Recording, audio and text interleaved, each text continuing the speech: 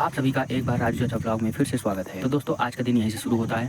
सबसे पहले मैं अपने बसंती के ऊपर बोझ लादने के लिए रस्सी से बांध रहा था डंडे को। फिर निकल जाता हूँ खेत के साइड। मुझे याद आया कि मैं अपना हेडफोन भूल गया हूँ। फिर आया, मैं अपने कमरे में हेडफोन लिया और फिर से मैं अपने बसंती पर सवार होकर चल दिया खेत के साइड। खेत के साइड जाते हुए देखा तो किसी किसी का खड़ा था। क्या बोला तूने? किसी किसी का कट गया था धान। मैं अपने खेत के पास पहुंच गया। वहाँ पर अपने रूम में देखा तो यहाँ पर हमारे नवाब भैया और कुछ लोग वहाँ पर बस कचरा कर रहे थे। उसके बाद नवाब भैया मेरे बारे में पूछे। हमारे चेहरे का हुलिया बिगाड़ने वाले हमारे नवाब भैया अपने गलती को एक्सेप्ट किए।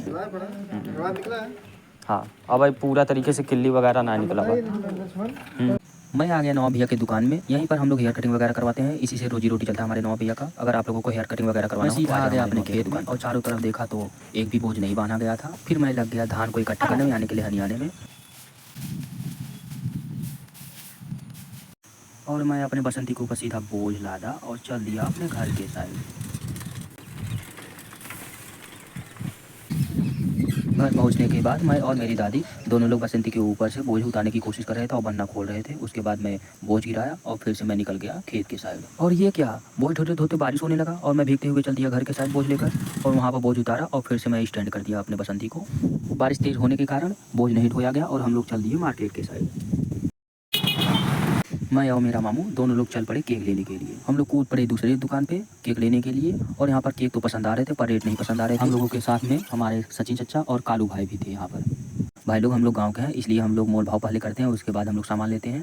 पर यहाँ पर हम लोग का मोल भाव नहीं हुआ तो हम लोग सामान नहीं लिए। कालू भाई ही डील कर रहे थे केक के बारे में और यहाँ पर मोल भाव नहीं हुआ और हम लोग केक बिना लिए हम लोग चल दिए फिर से दूसरे की दुकान पर। हम लोग अगर मैंने निशान भंडार थे और यहाँ पर हमारे मिल गए प्रदुम भाई और बोले कि मेरा वीडियो कब बना रहे हो। हम लोग बोले कि भाई मैं ब्लॉगिंग कर रहा हूँ।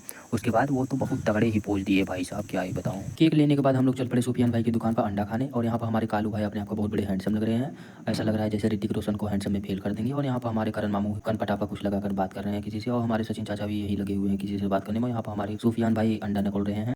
और ये क्या क्या देखने को मिल रहा है, यहाँ पर द्रौपदी मुर्मू ने महात्मा गांधी को लगाया और यहाँ पर तब तक अंडे बनकर तैयार हो गया था। अब हम लोग चले अंडे खाने के लिए।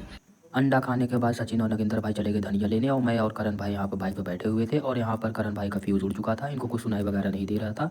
और ये हेडफोन लगा लिए थे तो इनको तो और सुनाई नहीं दे रहा था। इनका फ्यूज़ इसलिए उड़ा था क्योंकि इनका ब्रेकअप हो चुका था और ब्रेकअप की वजह से ये बेवफाई गाना गा रहे थे और सभी को परेशान भी कर रहे थे। आइए आप सभी को सुनाते हैं मामू कौन सा गाना गा रहे हैं। हम लोग धनुपुर बाजार से निकल गए घर के साइड। मामू का बर्थडे मनाने के लिए सभी लोग धीरे धीरे इकट्ठा हो रहे थे। मामू का बर्थडे है भाई। अब यहाँ कहाँ कैसे मनाओगे? के हम कुछ ना करें, सिर्फ ना है सबके डिपेंड। हमारे मामू के बर्थडे में इतने लोग आए हुए थे, कुछ लोग नहीं आ पाए क्योंकि रात को बर्थडे मनाया जा रहा था।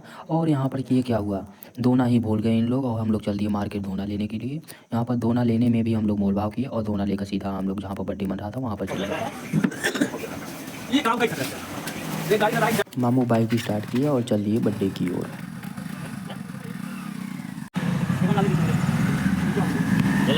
मामू का जहाँ बर्थडे मनाया जा रहा था वहाँ पर लाइट नहीं था। हम लोग बाइक के हेडलाइट जलाकर केक काटे। करण के बर्थडे में सभी का अच्छे से सम्मान करने की कोशिश किया। और यहाँ पर जितने भी लोग हैं कमेंट करिए कौन कौन आया था करण के बर्थडे में। आज के लिए इतना ही, धन्यवाद।